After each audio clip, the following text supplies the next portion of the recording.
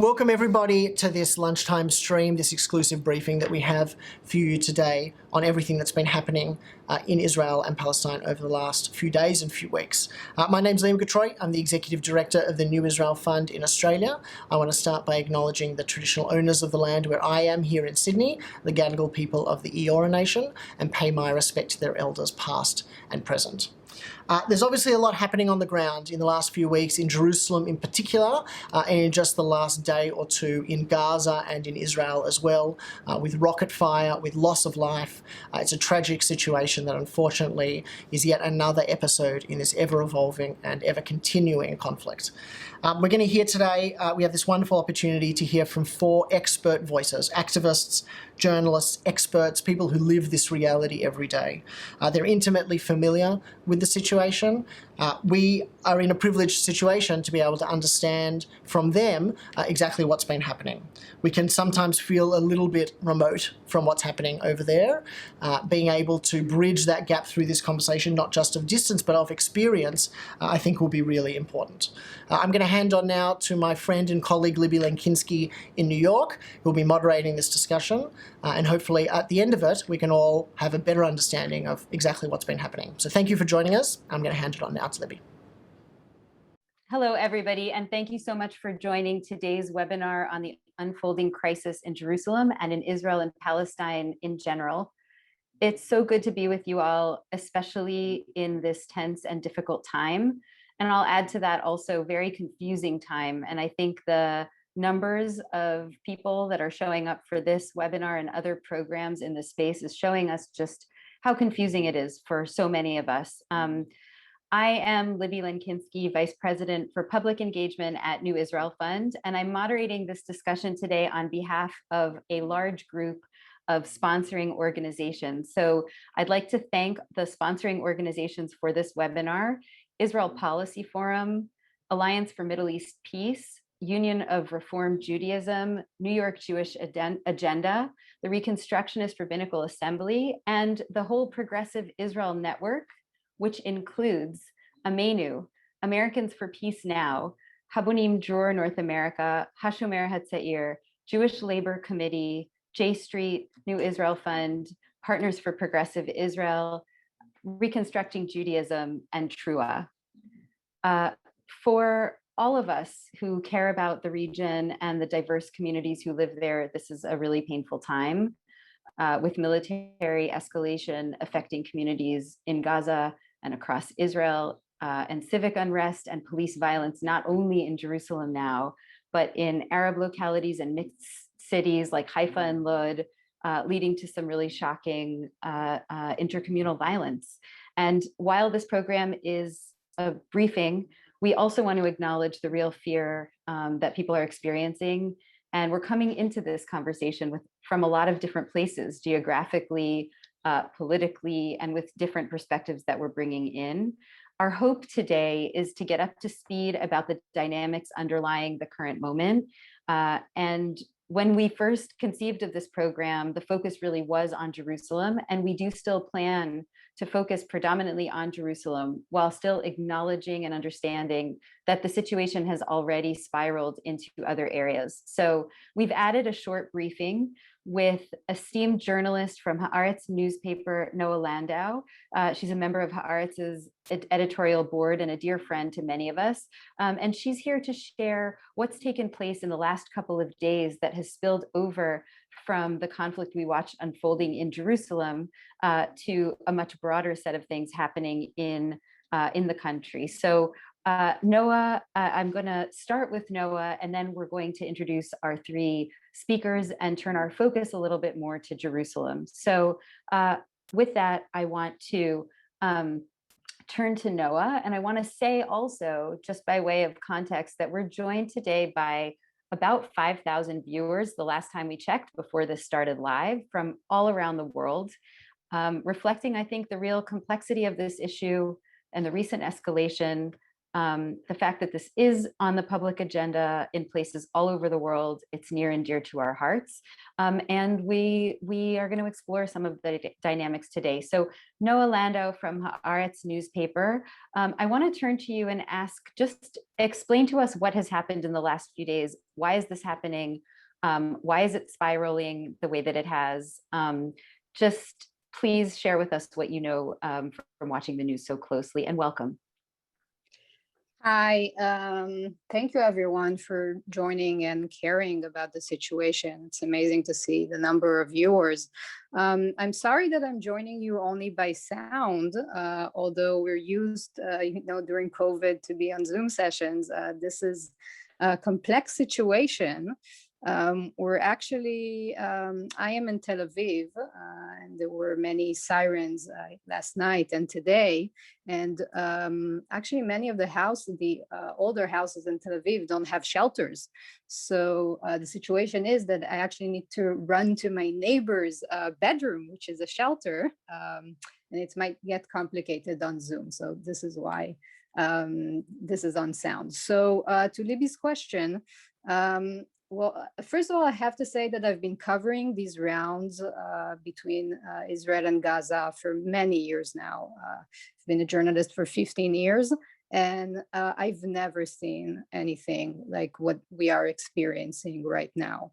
And the reason is that this is not only about another round between Israel and Hamas in Gaza. This is also a civil war inside Israel. I know that I'm using strong words, but this is actually a very, very difficult situation. Because not only that we see the escalation between Israel and Gaza, and we have now at least 6 were killed in Israel and 53 in Gaza Strip, which also includes children. But we are also seeing within Israel many clashes between civilians, Jews and Arabs, in many mixed cities around the country. And just now, while we're talking, I'm seeing the reports from all of our Haaretz reporters all over the country. And we can see that the situation just keeps escalating. In Lod, we see severe clashes between Arab and Jews inside the city. The same in Akko, the same in Ramle. Now I see things are also escalating in Jaffa. So this is a different situation than other escalations in the past. This is something that is important to remember. And now, Libby, you were asking about, how did we get to this point? And this actually, it started a while ago with, I think probably there were 2 main issues that caused this, also within Israel and between Israel and Gaza. And this is, first of all, I don't know how many of you have been following the events in Sheikh Jarrah, but Sheikh Jarrah was one of the main reasons for this escalation for both Palestinians in Gaza and the West Bank and within Israel. And also, of course, what happened in Al-Aqsa, which was the second reason for this escalation. So you see here 2 reasons, which one of them is more of a nationalistic reason, a secular nationalistic cause, which is more focused in Sheikh Jarrah, and the other one is a more religious cause, which is focused around Al-Aqsa. So you have mostly young Palestinians who care about both causes, and when they saw that the Israeli police started evacuating those protesting in Sheikh Jarrah, and then we saw what we saw in Al-Aqsa, which massive clashes between Israeli police and and the people who protested and prayed in the mosque, then the situation really started to escalate. And Libby, I'm really concerned. I mean, I've never seen Jews destroying our businesses as we speak. And also, you have to remember that tonight is the end of Ramadan. This is supposed to be a holiday and a celebration for many Muslim families in the country. And instead of celebrating with their families, we're seeing all these different clashes. So yes, I think this escalated pretty quickly, and I have no idea where this is going. But I do think that we need to remember that this is not another round. It's not the usual situation where there's a war between Israel and Gaza, which we know already how it goes and we know how it ends and so on. This is a different situation. Thank you so much, Noa. And thanks for that reminder. You know, I've been talking with other journalist friends, and I think that's really something on a lot of our minds, like how much of this is just the same cycle that we've gotten used to over the years, and how much of this really is new, either because there's a new context or because new things are happening. So I really appreciate that ending point.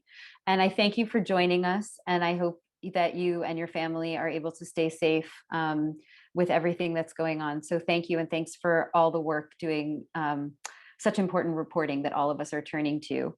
And with that, I'm going to turn to our panel. I'm going to introduce our speakers. I'm going to start us off with a couple of questions. If people would like to ask a question and you are in the Zoom room, you can do so by using your Q&A button at the bottom of the Zoom screen. There's a lot of people here. I think I mentioned that there's, you know, we're at capacity in our Zoom room of 1,000, and there's another few thousand people watching on Facebook. So I don't know how many of your questions we're actually realistically going to get to, but I will do my best. I'm going to introduce our speakers and start us off.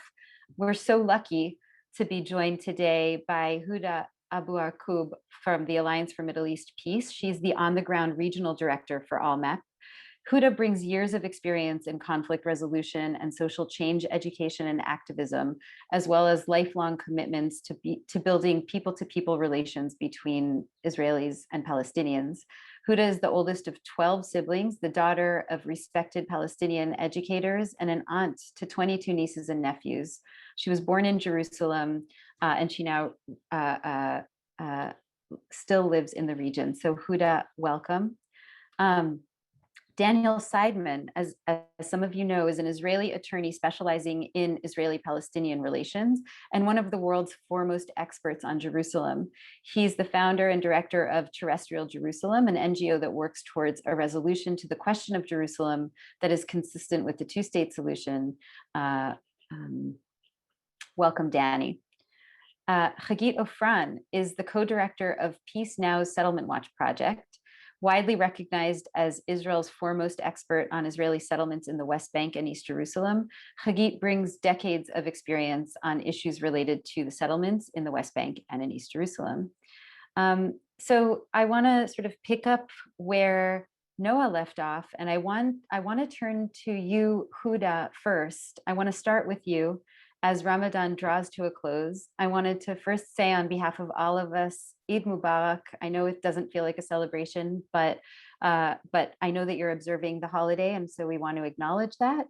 And I also want to ask you first, how are you? And then just to tell us what's going on in Jerusalem right now as you see it. Welcome, Huda. Thank you, Libby, and thank you, Noa, for your introduction, laying the ground for the context. Yes, it's not another round. And I'm not good, Libby. I will never be good. I'm 51 years old, and I've never had a memory of Ramadan or Eid with no clashes, fires, and killing and burying people.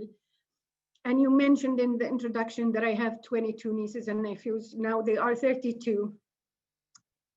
And I really want them to have a normal life. I want them to grow up in a place where they feel that they are equal and they have right to exist and to live, and not to be engaged in any kind of violence.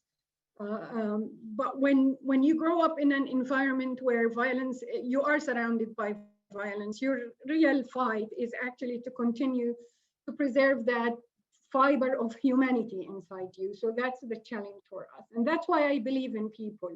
I don't believe in leaders. I don't believe in structural institutions. I think the message after Rabin's assassination in 1995 was clear to the Palestinians and to the world that the Israeli people are going to be ruled, and they are now ruled, by the most extreme among them.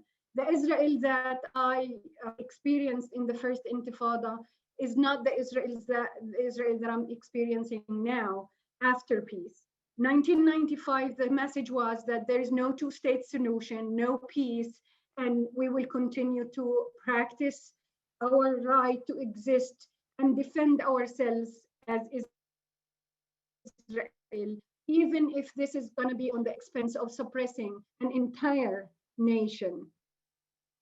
And this is what I want to bring today.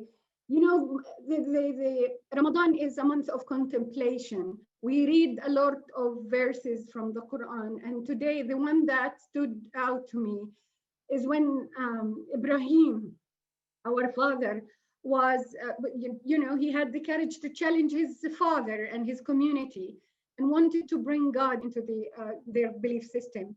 They tried to burn him, and God sent angels with a call for that fire to be cold and to be peaceful on Ibrahim.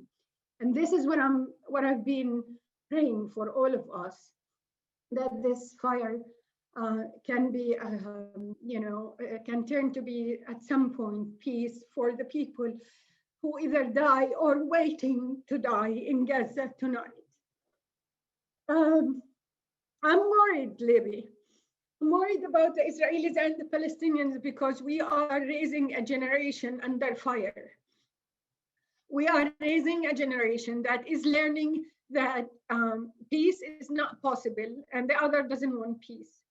We are raising a generation that knows that the other is not going to acknowledge them. And when the whole Zionist idea started with people, with a land without people, is still continuing. We are not seen, not only by the Israelis. There are many Israelis who see us, who are standing by us, and I appreciate that. But the world doesn't see us. And today, another thought that came up to my mind also is that Israel has occupied the entire Arab world, even after the Abraham Accords, but they are still cannot occupy the Palestinians. The way the Palestinians responded to the recent uprising in Jerusalem. Jerusalem is always the story, just so you know. It reminds me, and I was young enough in the first Intifada, it reminds me of how the Palestinians responded in the first Intifada. It will be hijacked at some point. It will be organized at some point. But this is how people responded in this Intifada. So I agree with Noa. This is not another quote unquote violent round between Hamas and Israel trying to equate both. This is something that people are taking the lead on. And I think our responsibility as human beings and as people who believe in human rights and human dignity is to teach people how to do this the right way. I think we failed as human beings to produce leaders who can take us out of this darkness. We've managed to produce leaders who are very, very corrupt on many levels. And unfortunately, they believe that the seat they are occupying now is more important than people's lives and security. And they think that the security of the Israelis is going to be achieved on the expense of the Palestinians' security. I don't believe in all of that. I believe in human needs theory, and I do believe that the Palestinians have the same needs.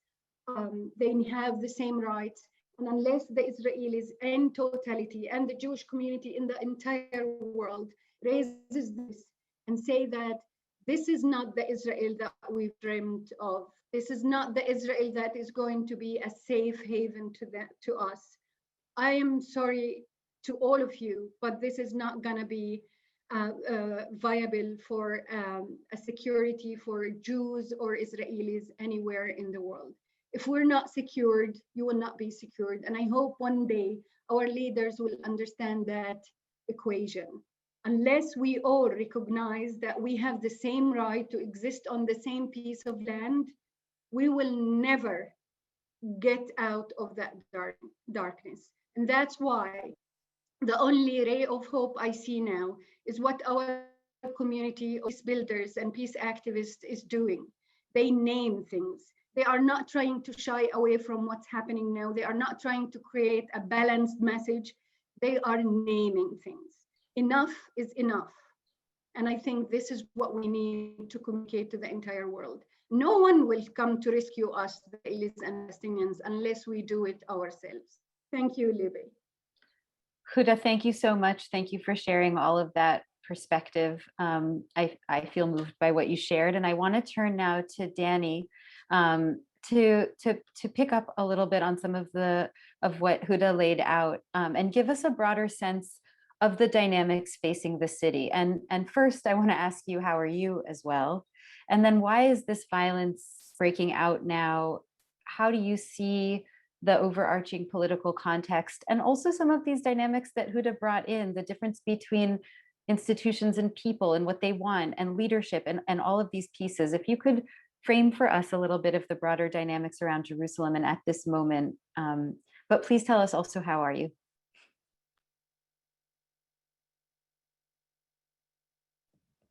Well, we're fine. We in Jerusalem are pampered because we're not targeted. You know, the first salvo was directed in our direction to make a statement, but it wasn't really directed at the city. On the other hand, we've got kids, and we have two daughters in Tel Aviv, one in Yaffo, one in Tel Aviv, and they're spending their nights in stairwells because they don't have shelters. So nobody is immune to this. And we in Jerusalem usually confront the worst part of the conflict. In this case, it's the rest of the country that's doing it. You know, I'd like to begin at a curious place. Last Sunday, there was a discussion between the national security advisors of Israel and the United States. And Jake Sullivan expressed concern about what is happening in Jerusalem. And Ben Shabbat, our national security advisor, said, you know, what? Get out of here. It's none of your business. Jerusalem is ours. You know, flake off. I was astounded by the dismissiveness towards the administration, although you know, we've become accustomed to it with Netanyahu. But beyond that, it strengthened a perception that I think I know what this is about. And it's about the Trump plan. Now, Trump is gone. The Trump plan is dead. But the Trump plan on Jerusalem is very much alive. And the Trump plan was summed up very succinctly by Trump that Jerusalem's off the table. And the plan itself spelled that out. The Jews in Jerusalem have rights. Rights are inalienable.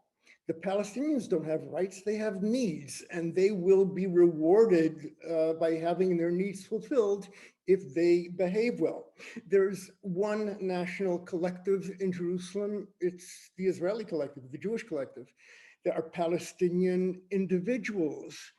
And the most radical thing, which did not receive enough attention, was that the Trump plan changed the status quo on the Temple Mount. Status quo on the Temple Mount is very simple, and I'm quoting Netanyahu on this. Muslims pray on the Temple Mount. Non-Muslims visit. That means that the Temple Mount is a place of worship for Muslims and not anybody else. It's open for the dignified, respectful visits of others. By changing that and saying it's open to prayer of all faiths, it's a radical change. And it reflects something that's deeply embedded in the Trump plan. It's the ascendancy of your radical religious right and our radical religious right. For 20 years, I had been saying that the settler organizations of East Jerusalem are becoming powerful and the evangelical Christians are becoming more powerful. Well, under Trump, they were in power.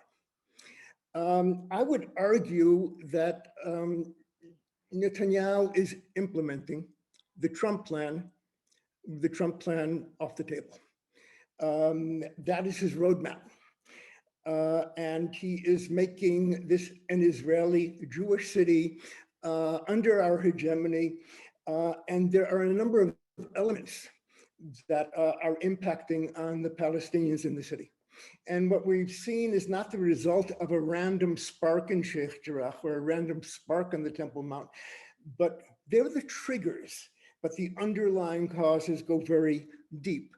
I would say the pillars of Netanyahu's policy are the fragmentation of Palestinian society, both socially and geographically, the denationalization of the Palestinians in East Jerusalem, and finally, the marginalization not only of the Palestinians, but of the Muslim equities in Jerusalem. I want to just give a couple of examples. I will try and be brief. Fragmentation. Sheikh Jarrah is emblematic of a large change that's taking place. I've been covering settlements for 30 years. Israel never displaced Palestinian, large-scale displacement of Palestinians in order to move 220,000 settlers to East Jerusalem. We did that without displacement. We displaced individuals when settlers coveted their home, and I'm not making light of that.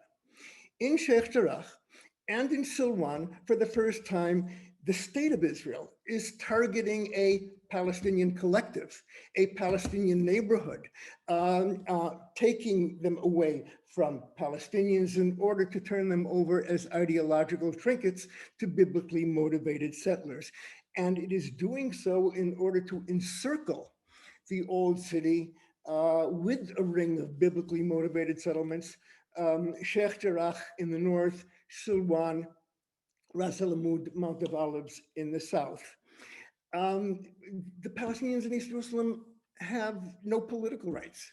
Elections in East Jerusalem? Who are you? There today are two national collectives in the city. 40% of Jerusalem is Palestinian. 60% is Israeli. The Israeli sector has political power. The Palestinians in East Jerusalem have no political rights. That is what I call occupation. And finally, there is the change on the Temple Mount, and it's been going on for years. What we have been seeing is the erosion of the status quo on the Temple Mount, the ascendancy of a Temple Mount movement that was a lunatic fringe in 1967 and is now probably a majority in the Israeli cabinet. And the police, which were 5 years ago, 10 years ago, a moderating force, are now in league with the Temple Mount movement. And you go on YouTube and there are the Temple Mount movement saying, this is amazing, we're praying on the Mount. This never happened before. Now, this has accelerated over the last few months.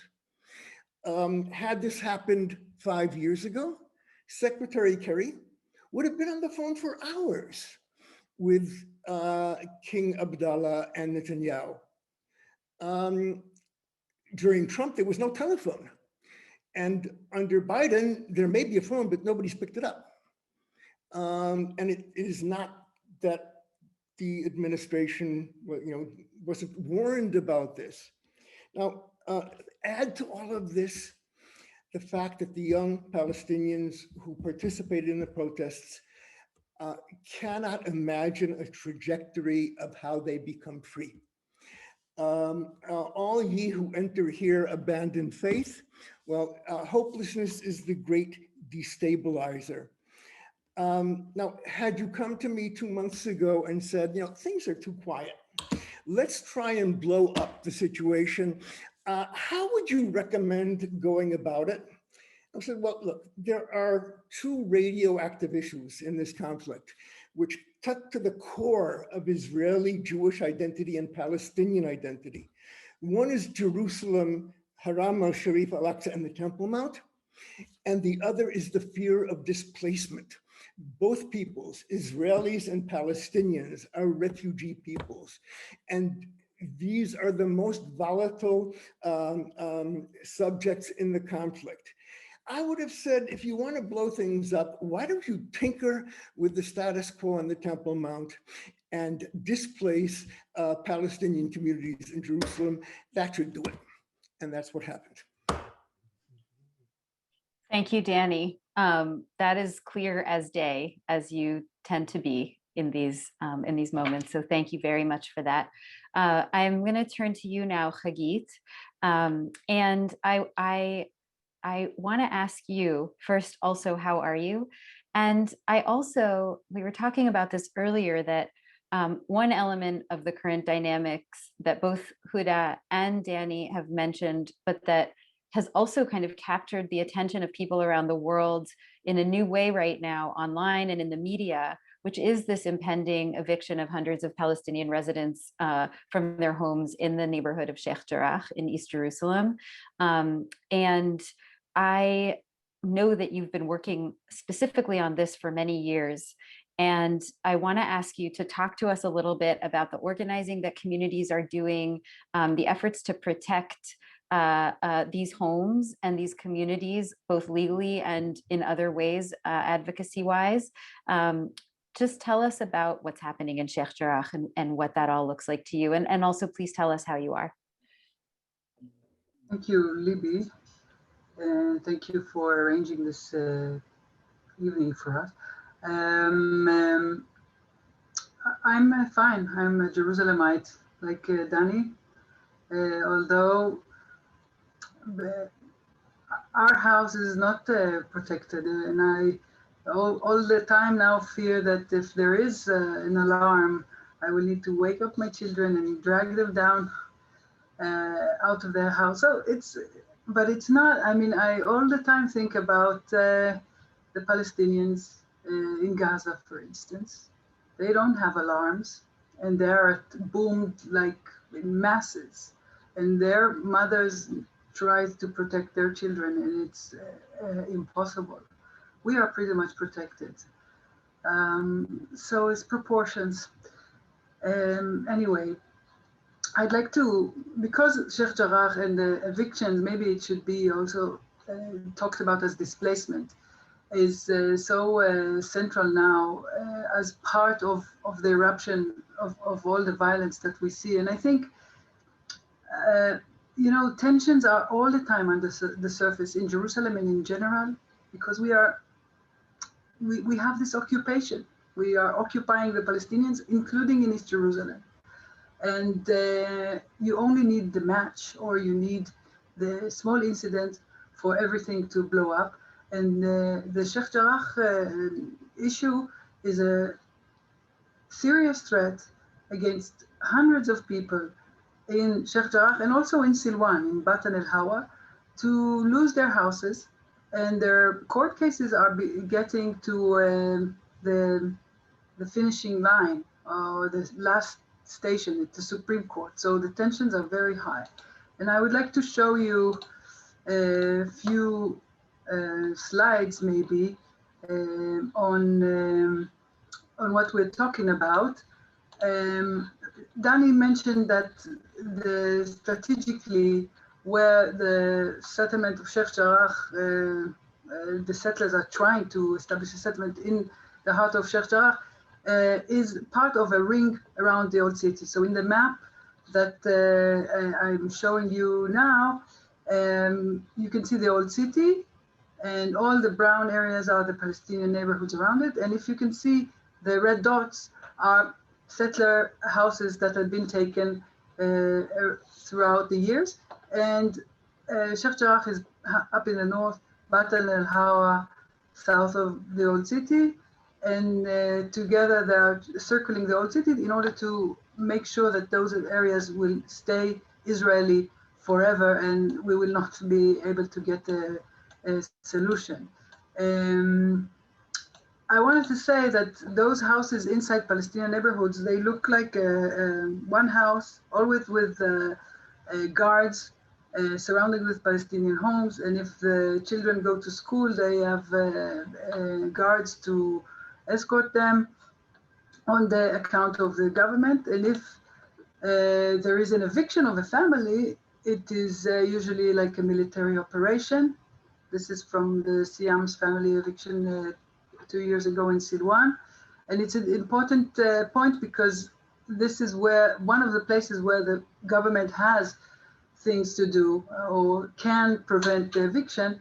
If the government does not send the police to evict, then there is no eviction. This picture is of some of the people of Batan el Hawa. You can see them, all of them have eviction law court cases. They are in the most wide street of Batan el Hawa. It's a very crowded neighborhood. Each of them would have such a pile of papers of court cases. And all the houses that you see in this picture, for instance, are threatened to be evicted. The settlers managed to take those 3 houses already. And in Sheikh Jarrah, all the houses that are in red are in court proceedings to be evicted, and all the blues are already taken by settlers. As the settlers in Sheikh Jarrah claim to have the right of ownership to the land that is here circled with a yellow line, and what they want to do is to knock down the houses as soon as they complete the evictions, and to build a settlement for 300 units or so of Israelis. So that's the plan. Now, how do they do it? For that, we need to go back for a second to 48. As you know, in 1948, there was a war here that we call it the Independence War that established Israel. The Palestinians call it the Nakba. And in 3 days, there's the Nakba Day, which is the disaster. Because, as you can see in this map, all the red dots are Palestinian villages and towns and places that were destroyed in this war, and the Palestinians, hundreds of thousands of them, had to run away. And Israel had to decide what to do with all those lands and properties, and decided to make use of it and build the country. And for that, the Knesset legislated a law, which is the absentee property law, that says that the government can use the Palestinian properties that were left behind, and that the Palestinians cannot get it back. And in Jerusalem, there were around 35 Palestinians who lost their homes in West Jerusalem, but there were also around 2,000 Jews who lost their properties in East Jerusalem, mainly in the old city in Sheikh Jarrah. And they were under the Jordanian control. And in Sheikh Jarrah, what the Jordanians did was to build a neighborhood for the Palestinian refugees that agreed to give up on their status as refugees and got houses from the government. And in 67, it became part of Israel. And now Israel decided that those properties that were left behind or lost in 48 to Jews in East Jerusalem can be returned. And by that, the settlers are actually taking advantage of this law, and they are claiming back properties. However, all the people that are taking advantage of this law are actually do not have any connection to the original owners. It's always settlers who manage to take over the ownership, and they sue the Palestinians out. So we have a discriminatory law that says that Jews are allowed to return and Palestinians are not allowed. And that's the basic problem. And if we are trying to see it as a legal issue, then we have a problem with the law, and therefore this is why the judges all the time rule in favor of the settlers and actually ruling to evict, to throw people off their houses that they live for decades, that they are not squatters, they never, they didn't steal anything.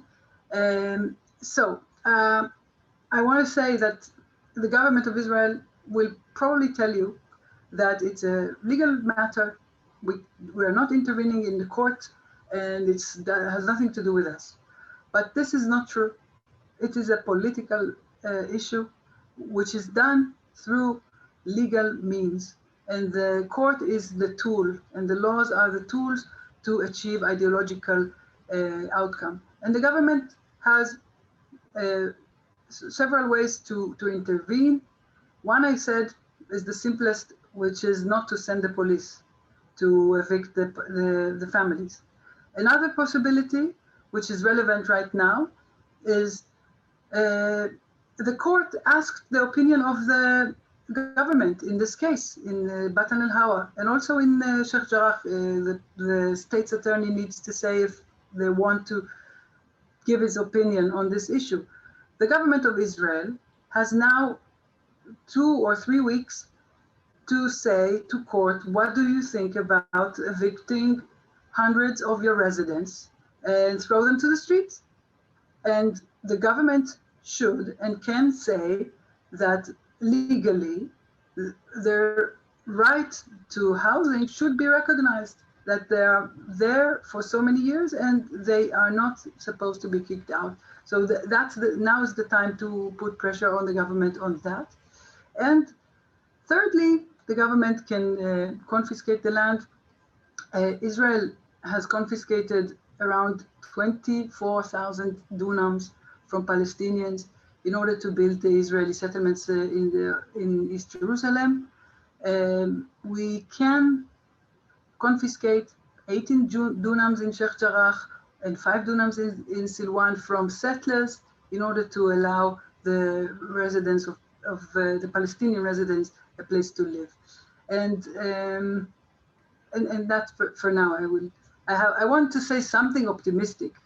Please share with us something optimistic before I move on. So maybe I will do it later. Okay. I am looking at the time, and I know that there's questions coming in. And so I'm going to start to integrate some of the questions that are coming in through the Q&A with some of the things that I was planning to ask. And so I want to turn back to you, Danny, for a moment. And I want to, you did talk about these sort of, if somebody had called you and consulted you what to do to make it blow up, what would you suggest? But I want to ask you to expand a little bit, if you want to, about those specific dynamics of other parts of Jerusalem and the Holy Basin. But I also want to ask you if you could address what role, and I'm going to ask Hagit and Huda to weigh in on this too, what role do you see for the American administration to play in this escalation? What would you like to see the administration do?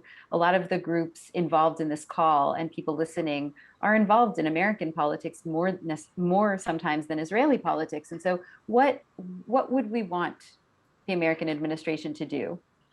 Please, Danny.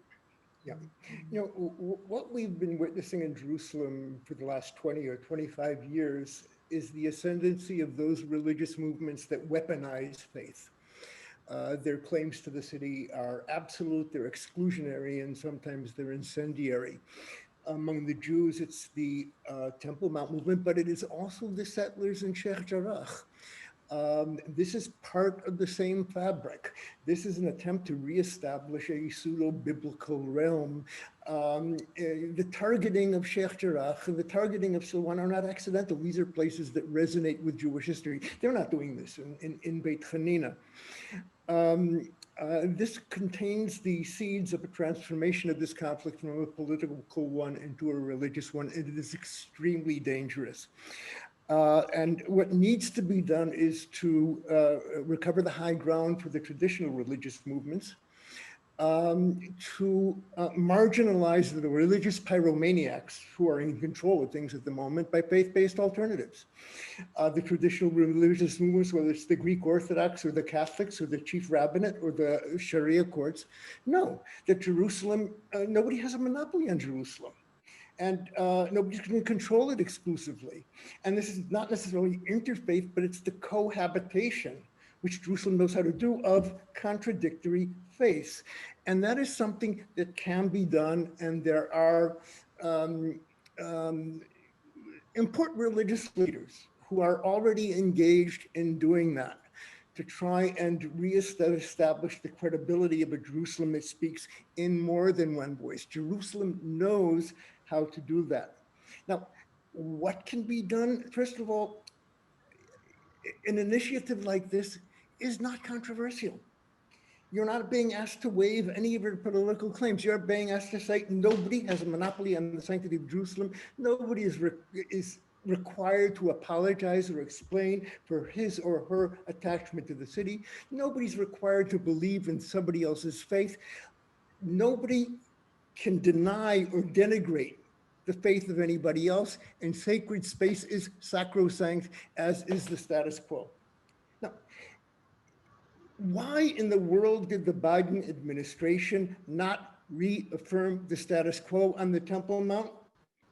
They could have quoted Netanyahu. It would have had a moderating effect. Why did they not reestablish the credibility of Jordanian custodianship? It appears in our peace agreement with Jordan. Everything that the administration has to do on Israel-Palestine is really difficult. Reaffirming the status quo in Jordanian custodianship is easy, and you're not even doing the easy stuff. Trying to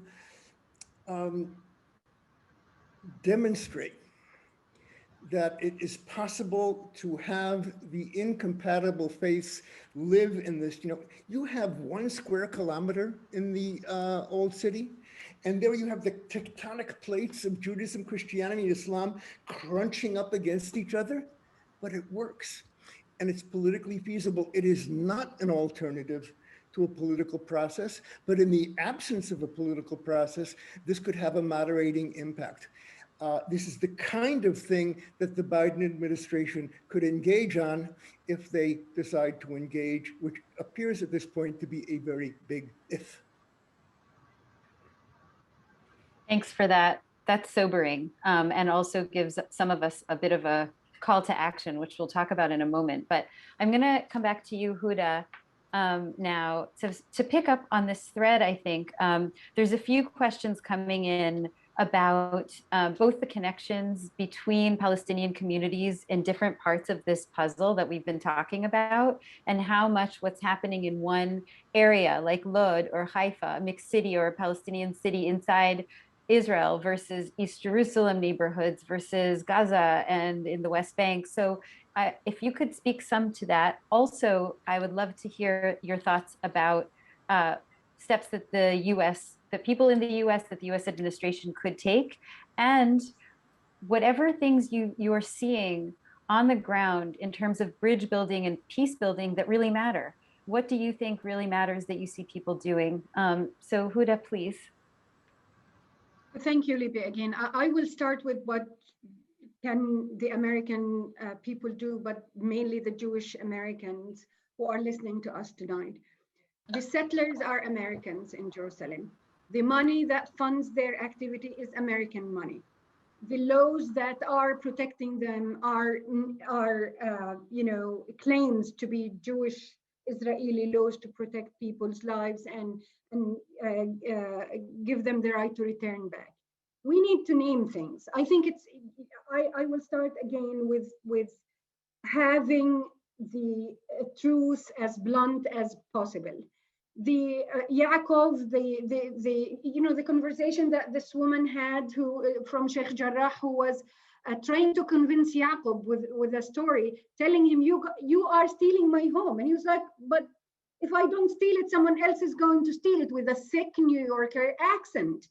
So the American people have responsibility towards the violence that is being taking place against Palestinians in Jerusalem, but also against Palestinians everywhere. Now, in terms of the links, I've always heard people saying that the Palestinians have lost their sense of identity. The Palestinians, because of the fragmentation that Daniel pointed at, the geographical fragmentation made the Palestinian story also fragmented. That's why I'm saying what's happening now is totally different from any other aggression happened in before. It reminds me of the first Intifada, how people unified against not only the Israeli government and the Israeli occupation, also against their own leaders who are not speaking up. And so one of the highlights of what's happening is that the Palestinians have succeeded and again to unify their sense of identity and to speak up when it comes to their right to be treated equally on the land that they have the right to be on. And I think it's important for all of us to open our eyes and see that what the world is doing now is trying to dance in the dark spots of both narratives. What we need to do now as Palestinians and Israelis is to stand together against injustice. What's happening is injustice, and its result is going to be very, very horrible on both sides. Yes, the Palestinians are paying the highest price now, but still, no one would argue that Israel is not safe now. Not only because of the rockets. I don't think it's just the rockets. What's happening in Lod, what's happening in Haifa, in Nasra, the Palestinian flag is everywhere. This should tell everyone that Palestine is not dead, the Palestinian narrative is not dead, the Palestinian flag is not dead, and every attempt, nationally or internationally in Israel, to dismiss the Palestinian narrative has failed miserably. So how about dealing with it rather than trying to dismiss it completely? And here where I have the hope. Israelis and Palestinians standing together in Sheikh Jarrah, defending Sheikh Jarrah people. The argument about Judaism versus Islam is not the argument anymore. The Palestinians have said it, people who are religious and not religious, that we have no issue with Judaism, especially because it's the dominant narrative in Quran, in our holy book. The issue is with the occupation, with the structural violence practiced against the Palestinians, and in many cases against the Israelis. Let's remember that Israel is also responsible for what's happening to its citizens in these places. And let's remember that you cannot dismiss an entire nation, an entire people by just saying they don't exist. The amount of violence, I've seen violence committed by police against Palestinians that is not justified at all, except that these soldiers, these personnel in police are taught to dismiss the Palestinians entirely and to commit that kind of act of violence against it. The fact that they are sitting on people's necks, just like Floyd's incident in the United States, the fact that they are using it and doing it in front of cameras tells us a lot, that Israel has lost its mind and the Jewish people have to come out of that loss in the desert. They have to come out as masters rather than the people who have been oppressed all through the history, and the only thing they know is to oppress other people. This is the only salvation for the Palestinians and the Israelis. I cannot say that the morale among the Palestinians is low at all. Unfortunately, to Israel, there is not. It's in its highest moment. The Palestinians today were chanting against the fragmentation of the Palestinian parties. They want unity. And this is good for us. It's good for the Palestinian youth to grow up to see that unity is more important than anything else in the Palestinian society. The unification of the Palestinian identity is more important than the peace negotiations. We have to remember that Rabin's assassination was the turning point in the way Israel is acting now. And this is a responsibility not only on the Jewish people on the world, it's also on the Palestinians to slap the Israelis on their face and tell them, wake up, this is not the Israel that you want to live in, and you should not be part of the oppressive regimes in the world. You have to liberate yourselves from that narrative, and you have to stand with the Palestinians, just like Abraham Joshua Heschel did with the Black community in 1963. Otherwise, I don't think this is representative of Jewish state or Israel or values or anything. It's completely dismissing any human value in any Israeli narrative.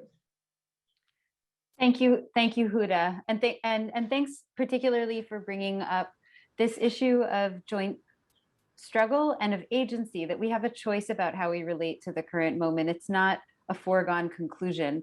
And I want to turn back to you, Hagit, you said that you promised us that you were going to deliver some hope and optimism, and I hope you'll do it briefly, and then we will turn to our two rabbis who are joining us for a closing song of peace. And so I'm going to ask Hagit first for your ray of hope that you were going to talk about, and then we'll turn to the rabbis. Yeah, I want to, first of all, it's a mission for me. I think for everybody, if times are hard, we need to find the hope and where it can lie. Today, there was a joint message and call of many heads of localities in Israel, Jews and Arab and religious and Haredi, together calling for calming down, something that we don't hear from our political leadership, but local leadership, it exists, it can be heard. Those violent, fascist, Kahanist, racists that we have, they are a minority. They are a minority. And we have many others. I think most of the Israelis, they don't want to control the Palestinians. They don't want them to suffer. We are trapped in the psychology of conflict, and we feel that we have to score points, that we're losing, and etc. And as soon as there is leadership that will say, okay, enough, we're ending this occupation, we're going to peace, I'm sure the majority of Israelis will agree. And I want to also to show you a photo from, I think 3 months ago in Jerusalem. We, in Peace Now, we arranged a joint demonstration. We marched from Silwan to the Prime Minister residence. Together, Palestinians and Israelis. It was very not, easy to do it, but it happened, and we were hundreds, and I think we are now many more. So against those lunatics, we have our people who are fighting against it, and therefore we must not give up. My message to you is, don't give up on us. Thank you so much. I want to thank all of our speakers, Huda, Danny, and Hagit. Thanks to all the co-sponsors. I'll say who they are as people are signing off. Thank you to all the co-sponsors: the Israel Policy Forum, Alliance for Middle East Peace, National Council of Jewish Women, Union of Reform Judaism, Reconstructionist Rabbinical Assembly, New York Jewish Agenda, the entire Progressive Israel Network, which includes Amenu, Americans for Peace Now, Habunim Dror North America, Hashomer Hatzair, Jewish Labor Committee, J Street, New Israel Fund, Partners for Progressive Israel, Reconstructing Judaism, and Trua. Thanks to all of you. Thanks to everyone doing work on the ground. Thanks for today. Eid Mubarak and stay safe.